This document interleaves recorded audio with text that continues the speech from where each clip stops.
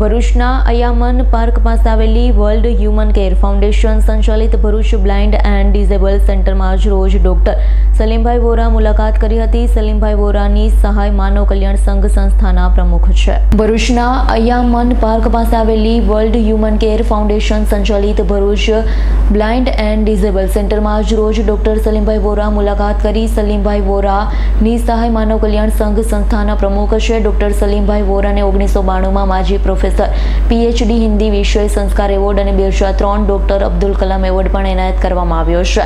સલીમભાઈ વોરાએ MS યુનિવર્સિટીમાં 8 વર્ષ લેક્ચરની પણ સેવા આપી છે. નિસહાય માનવ કલ્યાણ સંઘ વડોદરા છેલ્લા 20 વર્ષથી કાર્યરત, જેમાં ડોક્ટર સલીમ વોરા સાહેબ અંધજનના બાળકોને નિઃશુલ્ક શિક્ષણની ફીમાં મદદ અને બુક્સ અને અનાજ વિતરણ કરે છે. વર્લ્ડ હ્યુમન કેર ફાઉન્ડેશન સંચાલિત ભરૂચ બ્લાઇન્ડ એન્ડ ડિસેબલ સેન્ટરના જાવેદ પટેલની મુલાકાત કરી ઘણી ખુશી મળી હતી.